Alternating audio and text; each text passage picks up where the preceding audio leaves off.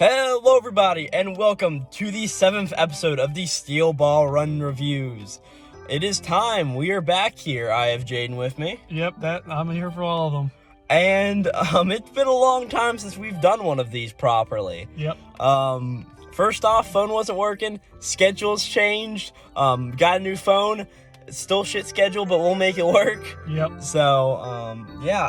So, I don't really have a whole lot to say before we get into it. All right, so let's start off. We're doing volumes 13 and 14 of Steel Ball Run by Hirohiko Araki. Yep. And last time, yep. Lucy was hitting on a woman. The President of the United States, Scarlet Valentine. Lucy was hitting on the First Lady, trying to infiltrate. Johnny and Gyra are down to literally nothing except one vertebrae of the corpse of Jesus Christ. Yep. And which Johnny has. Yeah, Hot Pants and Tattoo You Man, they took the rest of them. Yeah, because Hot Pants had the last of the parts, and we'll see more of that later. And Tattoo Man, yeah, as we'll see what he did here later on. Yep. So we're starting off with volume 13, which is 3 chapters long, and then volume 14 is 4 chapters. We'll start off with a nice naked cover of Lucy. 14 years old. Why? Why? See, here's the funny part. We go from volume 13's cover, which is... Can you shoot me now? Volume 14's, which I'm like, that's actually pretty good. Volume 14 is one of my favorite covers, and it's actually the background on my phone. Or at least part of it is. Yeah, it's a really good volume cover. I can't deny that much. So. Alright, so they start off with Scarlet and Lucy flirting. And it's very weird. Scarlet's weird. Yeah, it really is. And one of my favorite notes that comes out of this is, yeah, Scarlet just sort of says she's a gold digger all of a sudden. Yeah. It's like, I only married him for his wealth. Oh, never mind. He can walk silently, so I love him for that. Yeah, she lets him know that Funny Valentine takes naps every day, so that's her opportunity to get it on, you know. He makes no footsteps, and he does a lot of weird stuff. Yeah, he can play like a violin with his feet. This is a completely irrelevant information that never comes up again later. I guess besides the fact you can't hear him walking around. Yeah, and that's why sort of took us like, is this like a stand ability or is this just him being? Because he's really fat. I don't know how he doesn't make a sound. Yeah. And then we get a nice scene where Scarlet wants Lucy to sit on her face, and it's very strange. Yeah, and really channels the inner Japanese sexual fantasies that they can sometimes have in manga, you know? Yeah, this is, as we get into it, this whole Tubular Bells arc I think is really bad. It's definitely strange. Yeah. So at this point, like, apparently a sleeping drug that Lucy gave Scarlet kicks in, so she's now asleep. And then she goes to the president's room, right, to go steal the parts, right? Yep. But whenever she gets in there, the president wakes up and sees Lucy, but Lucy has on a disguise of Scarlet. Yeah, so we find out that Hot Pants was able to use her meat spray to spray on Lucy's face and said, when you touch the person you want to transform into, you can.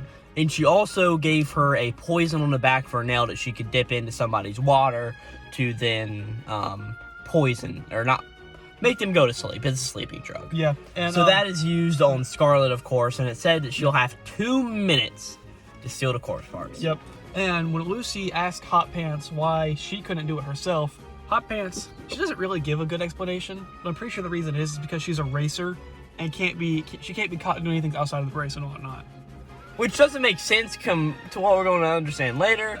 I'm not sure why she says that, but yeah. I mean, it's her mission as the Vatican, but it's more of, he says in a way like, Johnny and Gyro entrusted this to you in a way, so this is your job, it's not my job. That's true, yeah. They specifically wanted Lucy to do it. Which is a weird sentiment because Lucy is, what, 14? Yeah. And how old is Hot Pants? She's at least in her 20s, I think. Yeah, that's what I would guess at least. But it's, like, save the kid from having to do this, right? Like, this would be a whole lot better in every aspect if Lucy was, like, I don't know, not 14. Yeah. Right? If she was, like, because most anime manga will do this sort of thing, even if the character's, like, 16 or, but it's like, have her be 18. Yeah. And it makes it not much better, but a whole lot more better in a few ways, right?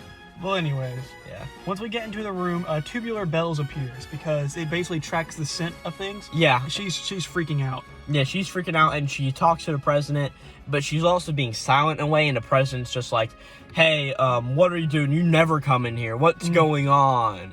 And all of this stuff, to where it's like, what? Yeah, but anyways, so something interesting to note is that I'm pretty sure the balloons that they see are physical objects. Because if they were stand power specifically, then Lucy would not be able to see them. But if they are a stand power, then that means Lucy has some kind of dormant stand that's waiting to be unlocked. So just something to keep in mind, perhaps. And I don't know if this is because she's also in possession of the eye. Granted, it's not ingrained in her being, but she's just holding it. That could be as well, yeah. So that's just something there. But yeah, when she goes to so then she goes to steal the heart. She's able to do it because she puts Valentine to sleep, and she takes the heart and also finds the ears and arm. Holy crap! There's 3 parts here. Yeah, sort of showing that what's it called happened, and Hot Pants, or not, Tattoo Man was able to bring the parts back to the president, so he has the ears and that. Yeah. So is it ever explained if these corpse parts give heightened ability to the senses they refer to? Like, if somebody has the ears, do the ears give them a better hearing? Does the left arm give Johnny a more dexterous hand whenever he's doing whatever he does with it? Well, like stroking Gyro's balls. I mean, well, maybe. I know the eye gave Gyro his powers, and the arm is what made Johnny get Tusk, and Tusk shoots out of his hand where he got it from. Yeah. So I guess it does, but... Granted, I'm not really looking to get anything spoiled later on either, so... It's sort of just a little note I've made for myself of, do these corpse parts, what's going to come from that? Do they give a heightened ability, or are they literally just corpse parts? Yeah. But whatever. And so Maiko, he notices, oh crap, something's going on in the president's room. Which this man is named Maiko. Yeah. Sure.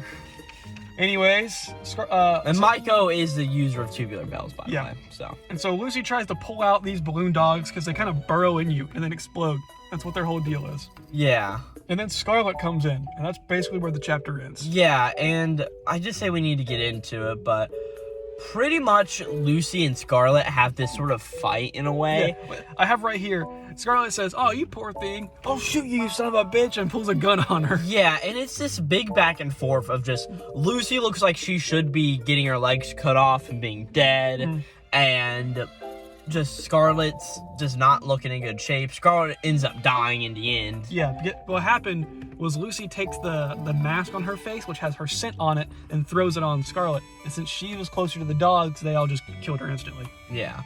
And it's this thing of then Hot Pants actually appears and is like, oh, hey, sort of good work. Oh, wow. Valentine had more than one part. Mike O shows up, and it's this very confusing fight between Maiko and Hot Pants. Yeah, so I figured out how it worked. Because what happened was he took 10 shutters and turned them into balloon dogs. Yeah. And then whenever he wanted to, he would release them, and they'd expand back out and cut things. And they'd cut things, and the whole thing was that Hot Pants just needs to spray him to get him dead or whatever.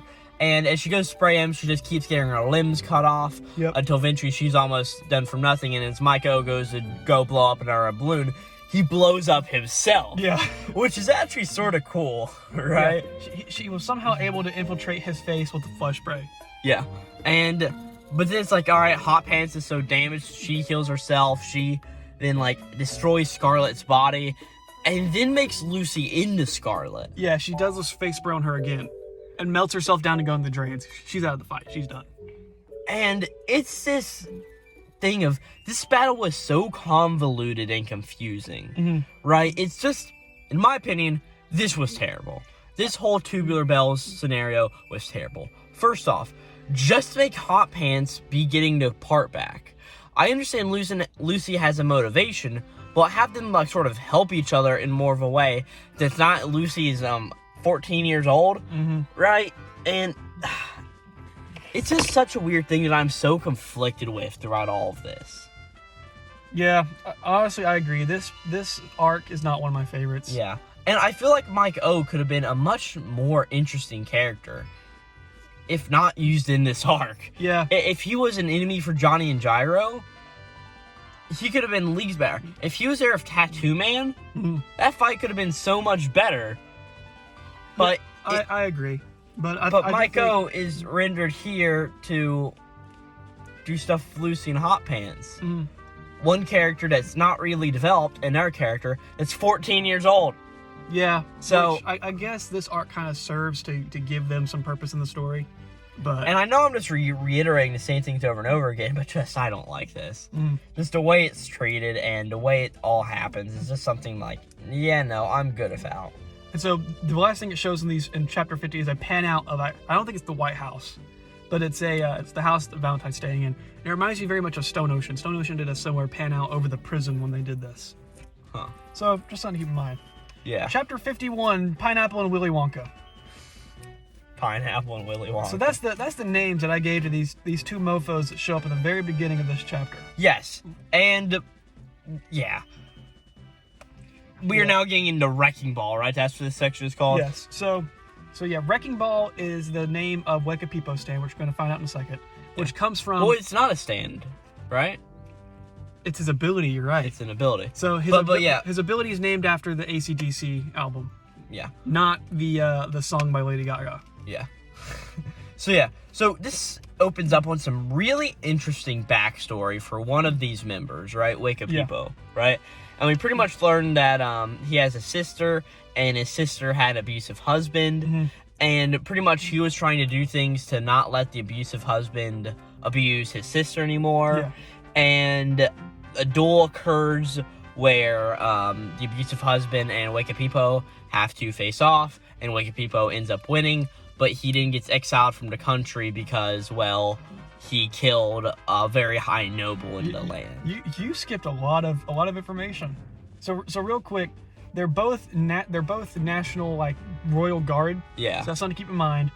And from Naples. Yeah, from Naples, which is important. Yeah, because that's where Gyro's from, of course. Because when Wekapipo comes home one day to see his sister was abused, and she can't see out of her left eye, which is a very important detail. And so when they go to duel, they say, all right, how will we do this duel? With steel balls, of course. You're like, oh shit. There's actually other people who have it, and their steel balls are different because they kind of look like coronavirus. Yeah, so I forget, but for at least Wekapipo's ball, it's a round ball that has what they will call satellites, 14 of them around the ball. And his balls are orange. Okay. So whenever Wekapipo's balls are... Why are they orange? Why is this steel orange and green? Because Gyro's is green. You gotta have a different color. Well, so you can see them. What color is the abusive husband's? They're also orange. Orange. They're the same kind. Wait, no, his are blue. Yeah, his are blue. I'll show you the panel later.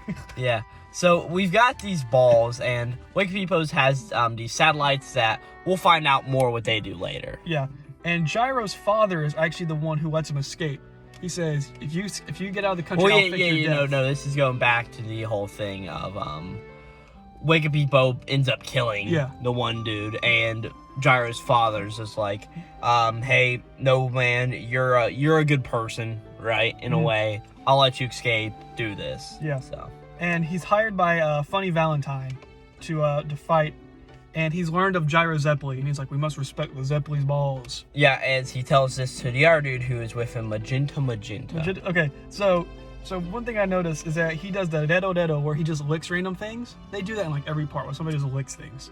And he licks his frozen snot, which is quite disgusting. I saw in the editor's notes that they said that Magenta is supposed to have like a very annoying way of talking. Okay, I have at the very end of my notes, Gilbert Gottfried, because that's the example they give for him.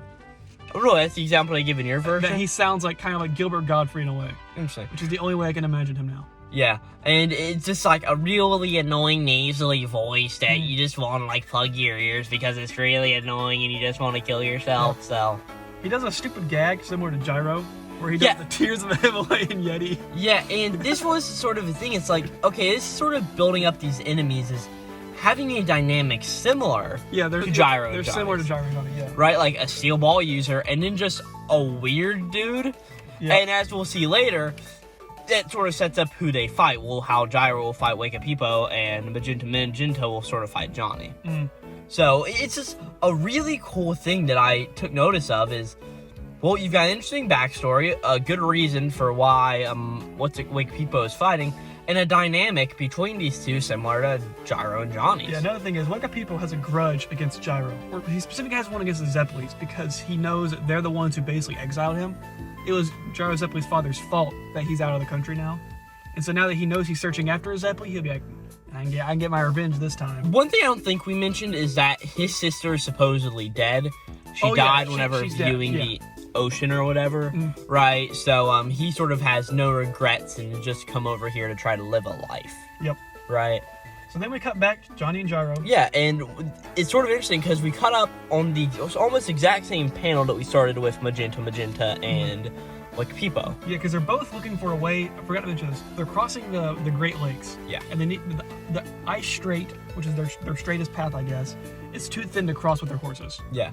And at this point, they look back and they see that Pocoloco, Norisuke Higashigata, and Baba Yaga, right? Wasn't Nagorsuke Higashigata dead? I think. I think like Sandman came up and almost killed him during Silent Way. I guess. I thought that we brought that up. Well, Norisuke is important to Part 8, so I knew he didn't die. No. Really? Yeah. Huh. He's like the ancestor of the main character of Part 8. Interesting.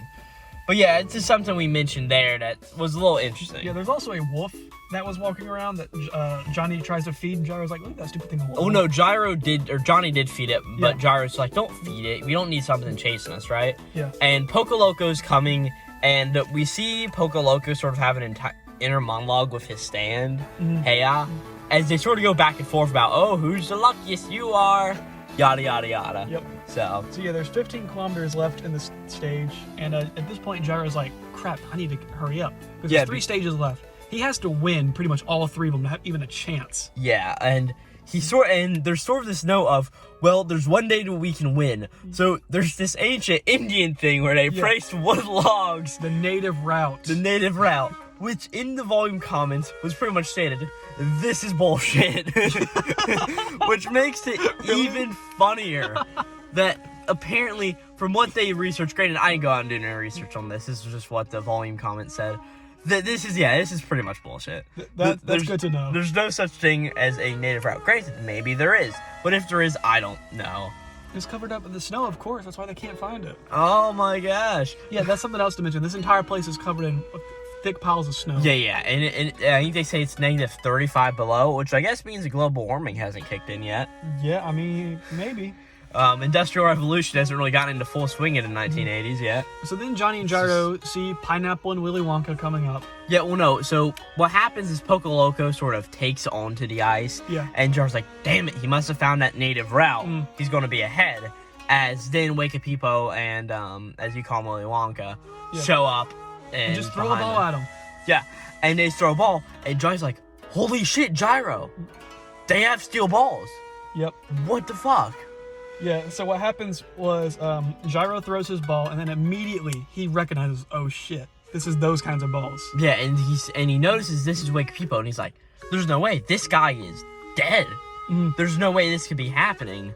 As the balls collide, right? Yeah. I think Johnny shoots a few nails at the ball to sort of deflect it. Yeah, he tries to, yeah.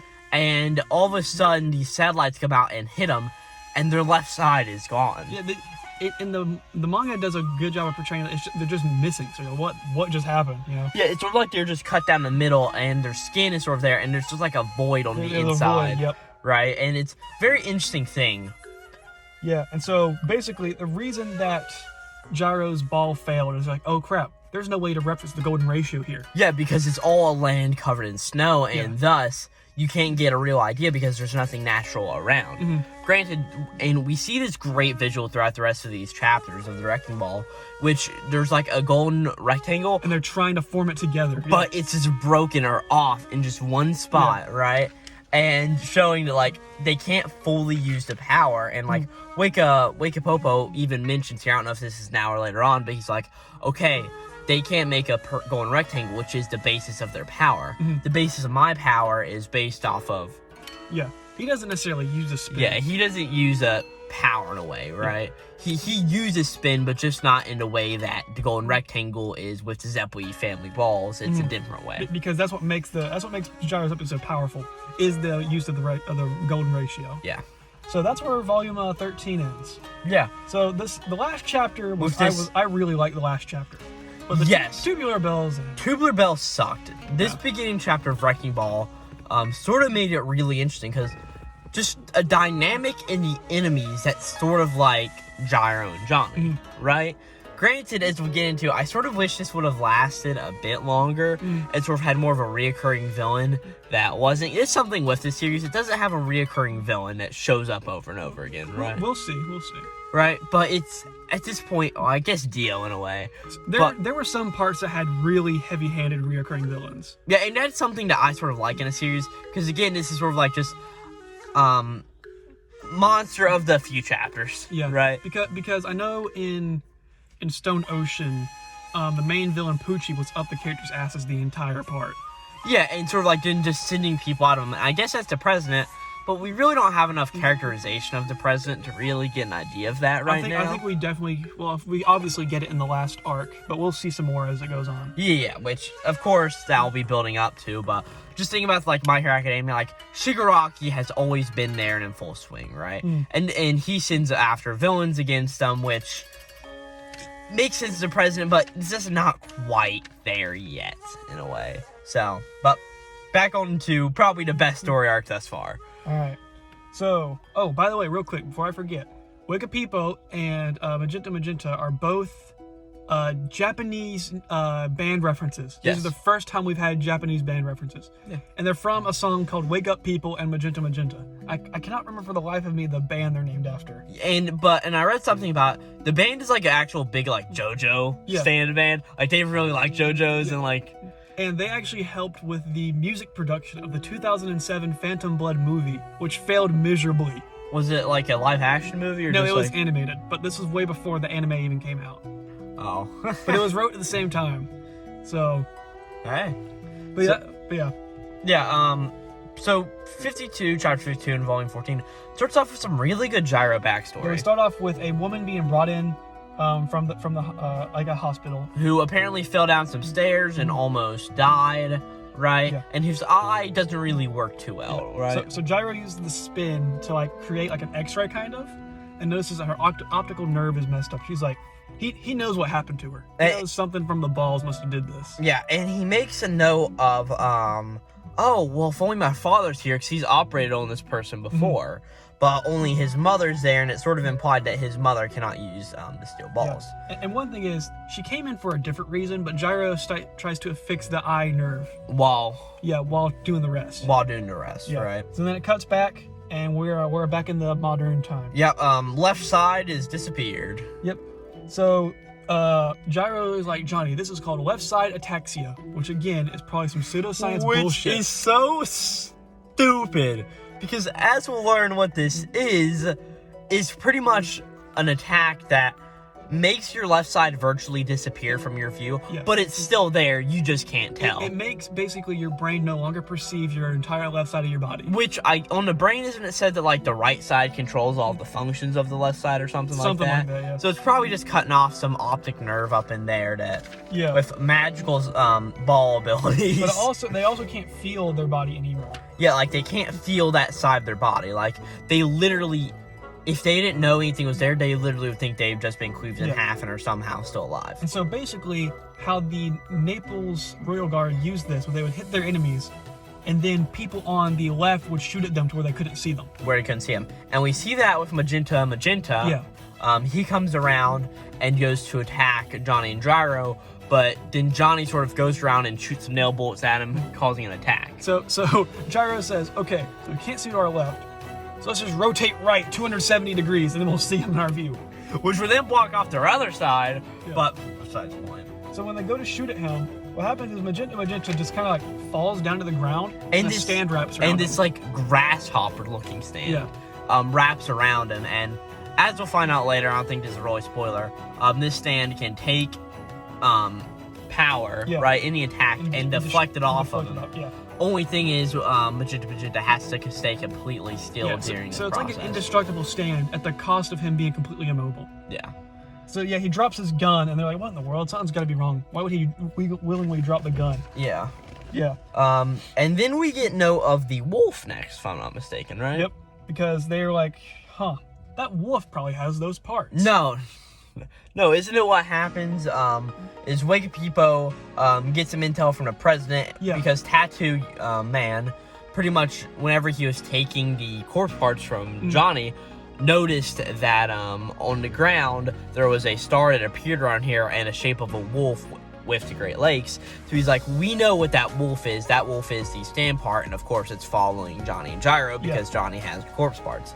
So he notices that, and he then goes and shoots the wolf. Yeah. Right, immobilizing it, making it so the wolf is dead. And obviously. Well. And so the point is that another thing you mentioned is that the corpse parts are drawn to each other, so that might be why the wolf followed Johnny earlier in the chapter. That's what I just said. Yeah. So that happens, and at the next point, we pretty much just get more of an attack between Johnny's pretty much out of commission, waiting for his nail bullets to redo, and it's Johnny versus Wikipedia, as Gyro just can't find a rectangle in this land. His throws are terrible; they're just not working. Yeah. Is that the end of Phase 2? Yeah. So basically, at this point, Gyro, Johnny, and all of them have realized the wolf is their key to victory. Yeah, because the wolf is the only sort of natural thing around here. Yeah, because the snow obscures literally everything around. So at this point, there's more of just like a ball fight that goes on. So starting on chapter 53, there's another flashback. Oh, there is? Yeah, it continues the hospital story. So the woman has gone fully blind because Gyro's rotation failed. He wasn't able to do it right. And he curses himself for it. He's like, what happened? And his father's back, and he sort of makes a note of, hey, Gyro, stop trying to play God. Right? No matter what we do, we can't make the final outcome. Yeah. He doesn't want Gyro to get emotional attached, and he talks about the ball in the net. Because essentially, what the ball in the net metaphor is essentially says, we don't know the outcome of something until it's happened. Yeah. And once it does, there's nothing you can do about it. Which I guess is a good message, but, Yeah.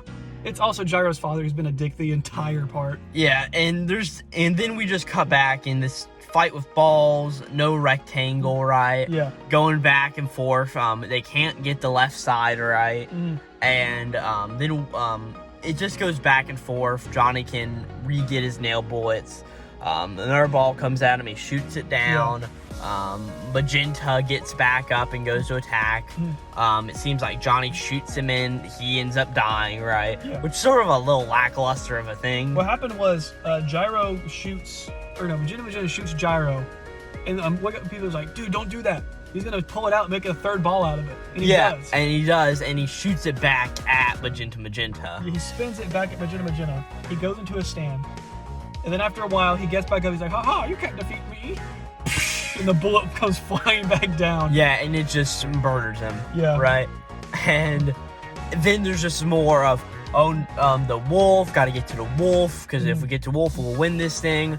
But we've got to be on our best guard, but we can't. No golden rectangle, what are we going to do? Yep. And that's really the chapter, if I'm not mistaken. Yeah, it really is just a big back and forth.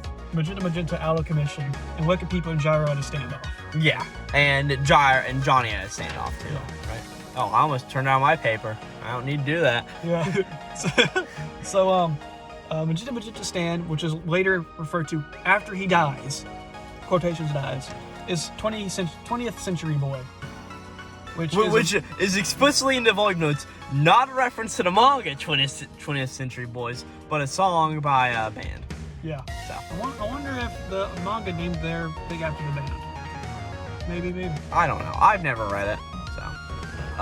Anyways. Bullfight some more. So what happens is Gyro goes to throw a ball, and he decides instead of trying to block Wikipedia incoming one, he'll make it slide past. So it's up to Johnny to defend it. What happened is Gyro's ball hit Wikipedia. So Wikipedia pulls the Gyro, spins a ball in his hand, and hardens his body. So it deflects off. Like, oh shit. And then the ball ends up not going for Johnny or Gyro, but it goes for the wolf instead. Yeah. And trying to obscure the wolf, sink it into the lake below them so that they can't see the wolf and thus not get the golden rectangle. Yeah. And at this point, it's just like, there's no rectangle around. What are they going to do? And it's really looking like Gyro and Johnny are just going to fail. And There's nothing that they can do. Wekapipo says that he is one step ahead, which is also another reference to Stone Ocean, because in the final fight, the main villain says, I'm 2 steps ahead of you, and that's how he's able to win. And we get Gyro having a flashback where he talks about the ball in the net, and he says, now, even though we don't know the outcome, miracles can still happen, blah, blah, blah, blah, blah. And as we cut back from this is honestly so damn cool. It starts snowing. It starts snowing, and they're like, holy shit, where's the snow coming from? And now the reason behind this is absolutely bullshit. Yeah. Because apparently whenever Wekapipo threw his ball into water to hit the wolf, he missed the wolf, but hit the water instead, and the water got exposed to the sun, which made it evaporate and then freeze and then snow. Well, no, it didn't evaporate. The water just flew out and then it froze and fell down. Yeah, because the snow is only there around those two. Yeah, because it is such a bullshit thing, but it's honestly so cool. I remember reading this. I'm like, okay, it's just randomly snowing. Corbin's gonna shit on this so hard. No! And then it showed the reason. I'm like, oh, okay, that was good. This is so great. To just... And we'll get into it here in a second. But pretty much these snowflakes allow Gyro to get his golden rectangle. Yeah, because they crystallize in a perfect ratio, basically. But even though it's not, they're really just hexagons, and it's just bullshit being it's natural. Yeah. But at this point, they fight, and Gyro easily overpowers Wekapipo. Yeah, so Wekapipo doesn't necessarily But doesn't die. kill him. Yeah. And what happens is Wekapipo goes to slit his own throat, and Gyro actually reels the knife out of his hand. Yeah, and he's like, hey, don't die yet. You've got a sister, right? I operated on her. She may be blind, but she's not dead. She's still alive. My father is keeping her safe somewhere in the country. And so Gyro indirectly saved her, actually. Because of her blindness, she wasn't executed. They just felt bad for her. They was like, she's already been through enough. Yeah. So, and because of this, he's like, there's a girl named Lucy Steele right now, all right? Make sure she's doing all right, and go back home and see your sister. Yeah, and he's basically left alone in the snow. And one thing to note is that right after he wins, Gyro said, that was just a coincidence. I shouldn't have won that fight. And when people said, no, that was a force of nature that chose you. Jesus, perhaps? Just saying, miracles can happen, you know? Okay. That was probably, some divine intervention right there. And that's the end of Wrecking Ball, right? Yeah. So, this is probably my favorite arc. For a while there, it was the Dino Dio stuff, and that's still really high up there. That's still a really good fight and really good arc. But this is really good, right? Granted, Magenta doesn't really have a massive role, but we'll, of course, see that later. Yeah. But this whole thing of building up this story throughout of Wekapipo's sister, Gyro trying to save her, ending up saving her, and then sparing Wekapipo so they can live as a family again, it's just a really cool note throughout the entire thing. I really love this conflict of an actual strategy. It's not just overpower them with my 11 men, right? And bullshit hiring. And granted, the whole wolf thing in the water and the snow is really stupid. But it's just a really cool shonen moment that this season doesn't really have a lot of. Yeah, another thing is, Wekapipo chose this area on purpose to fight here because he knew he'd be at an advantage. Exactly, and that's just smart tactics. And his whole power of the left side axis is so stupid, too. It really is dumb. But really, altogether, like, a great volume cover and everything, this is just a really good section of the story. And, I cannot complain really about much of this whole Wekapipo and Magenta stuff. Of course, we're going to see more about Magenta here in a few minutes, but it's a really good overall and something that I will not be complaining about. Yeah. So chapter 55, to finish off this review. What was this chapter title? Because it was like the Declaration to Win or something, right? Something like that. It's about half of this chapter was just flashback. Basically. One thing to notice, all these volumes in chapter 14 have been shorter than previous, right? They've all been about 50-ish pages and not like 80-ish. Yeah. So just something good to note there in a way. Yeah, these chapters are getting a little more reasonable. Yeah. And we get this narration from Johnny. And he chronicles how they've done the race so far. So basically how they traveled through the desert, how fast they went each day, what they did each night. It's this good break from the tension. Yeah. For a good and it's sort of an explanation. 20 pages. Yeah, and he's just like, yeah, Gyro's coffee from Italy, right? Soothes me and soothes the horses, showing that they are feeding this to their horses. All right, sure enough. Yeah. Right? And he pretty much goes through, and it really ends off, like, we always will take our time and do something, but always at the end of the race, it's always an arms race for who will win first. Because another thing I forgot to mention is that he says, we've crossed many rivers. I wonder how many more we'll cross. That's really the only important thing to take out from this section. Because, it just has to do with Gyro and Johnny have faced a lot of shit. Yeah. They're still barely there. Yeah, and that it's a really good sentiment, and it's just a lot of just Johnny being, hey, what's going to happen next? Whatever happens, we'll roll with it because we've got a race to win. Yeah, and the colored version of the manga really did this area justice because it was just a really cinematic, just serene areas. Yeah. Yeah, and it's just like a really good, interesting opening to a chapter. And of course, ending off on the high note that we did last time, it's really keeping that on as we go through it. Yeah. And of course, we get the really cool moment of, at the end, no matter what, wherever we go, at the end of the stage, we're always fighting for a win. And that's something I noticed, is that they're always coincidentally together, which might be, one, stand users attract other stand users. Yeah. Or two, Mario Kart rubber banding. Mario Kart. Alright. So, but then we get this whole thing with Gyro, Johnny, and Poco Loco all trying to get the win. Yeah, and Johnny actually realizes that Poco Loco's not a good racer. Like, his technique sucks. Yeah, no, his technique soaks. It's just that he's got luck on his side, of course, that we know. Hey guys, OP. That's what I think we forgot to mention is they found the ice strait in the last chapter. They did just coincidentally melted away for them to see.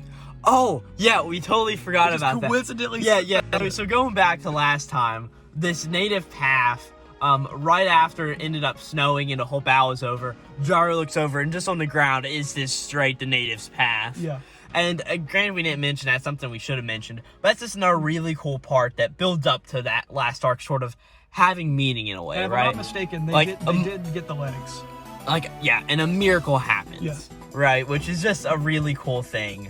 But then we get that whole serene sort of statement from Johnny, and then the whole thing with the race. Yeah, so what happens is Poco Loco starts taking the most ridiculous, unheard of path as usual, because it'll be the luckiest. Yeah. And he's like, don't worry, Poco Loco. There's no way that Johnny and Gyro will cross that big gap right there. And they did. And then Gyro throws the steel ball, which takes some roots or takes dirt, spins it into a spiral, and makes a rope out of it that is a small tightrope that Johnny and Gyro's horses just go over. It's because Johnny shoots it and Tusk unravels it. Tusk unravels it, yeah. Yeah, so they create a wire out of green steel and are able to cross over. Yeah. Which means that they've practiced this shit before. Yeah. Like, let's see if this works. Yeah, and it's this such bullshit thing that is so cool, right? And as they do this, Poco Loco's like, what's going on there? It's impossible. As we see Gyro just ends up getting up to the end, and he's like, I'm gonna do it. And Gyro ends up winning Gyro the sixth stage. Finally gets first place, and Johnny gets second. And then as all of the narration's going, oh my gosh, they did it, we cut back to Magenta being like, I heard it all. Yeah. Lucy Steele is the one we must be after. I can't believe Wake Up Peepo. He betrayed me. That bastard betrayed me. On to the next part as we end off Volume 14. Yep. In such an awesome manner. Yep. Volume 14 is the best volume of this series so far. It shows the final, or the next stage is from Lake Huron to Philly. To Philadelphia. So, that's... Yeah, I agree. This is the best. This is the best volume. This is the best volume that Steel Ball Run has offered so far. I do agree with that. Granted, we've got one chapter that was stuck with what's it called? The whole Tubular Bells stuff, which honestly sort of sucked. But just like a great volume cover, great moments, great everything, just building up to this, and then the reveal at the end of the chapter of Wake Up Peepo. Being like, oh, I know what's going on here, adding more tension and scariness into it, and the whole idea of, oh, Gyro's finally won. This is great. And Magenta, really, he is a powerful villain. I mean, his stand's pretty freaking good. Yeah, and it's just that he's immobilized, which, granted, granted, in JoJo's far, it doesn't really seem like stands really level up in too much of a way, right? Like, it's not like an awakening, like a Quark Awakening or a Devil Fruit Awakening from respective series. There's an awakening that can make his stand even powerful with him just being able to walk around. Only if you're a main character. Yeah, only if you're a main character, so... But this was really awesome. For these chapters, I'm going to have to give it altogether a 6. And that's mainly because Tubular Bells is wrapped up in here. Okay. But if not, if it was just this final chapter and Wrecking Ball, an easy probably 7.58, 8.59. Yeah. Like that's a big ass range. It's really good, right? Yeah. I mean, I can't complain. It's just that Tubular Bells exists, and it low-key sucks. So, I mean, this is honestly why I think Part 7's peak. Because I agree, this Wrecking Ball fight is really good. And when I first originally read it, I didn't like it that much. But looking back on it, it has all the good stuff that you want out of it. Yeah, and like, granted, I'm not a JoJo's fan, but like, this is the sort of fight I want in a series where powers can literally be anything. Yeah, well, yeah. And first off, just introducing a sort of dynamic duo, sort of like the dynamic duo we've had, and then having them sort of have the same power in a way of a steel ball, which is what? It's a really interesting thing that's really good. Yeah, having another steel ball user, I think, really helped out. Yeah. Something that I don't think we can complain about whatsoever. So overall, I'd give these volumes a 7 out of 10, obviously because of Tubular Bells. If without it, I would easily give this probably a 10 out of 10 for Volume 14. Volume 14 is Volume a 14 near was perfect really volume, good. Unless there's a better volume later on that I think is a better volume cover, whenever we do an extra Japan order, I am ordering this volume. Okay. For sure. So, because it's just so good. This has sort of reinstated my, like, yeah, this Steel Ball run can be really good, like I was sort of having in the first part of like volumes 5 and 6, right? And which really hasn't existed for me in a while. Yeah. So I think once we get to the D4C arc, your perception will increase much more. And D4C starts, I believe it starts next review. Well, next review I've already looked and it's Civil War. Okay, Civil and then War. it's next to Who Shot Johnny after that. Yeah, okay. And then, so that will be 2 reviews from now. So probably about, does volume 17 sound about right to you? 17 and 18, yeah. That'll be about where we're So, where the heat really starts picking up. So, and I take it that's the final arc. So we've got... Yeah, the final arc's like 6 volumes long. So we've got about 2 more volumes before we get into the final arc, if that's the case. Yeah. So, with that, I don't think we have too much more to say. Tubular Bells sucked. Wrecking Ball was peak fiction. That's all for me. What's the title for this episode? I wrote down a Victory in the Snow. I was gonna say Pineapple and Willy Wonka, but that works too. Yeah. But yeah, that's gonna be it for us.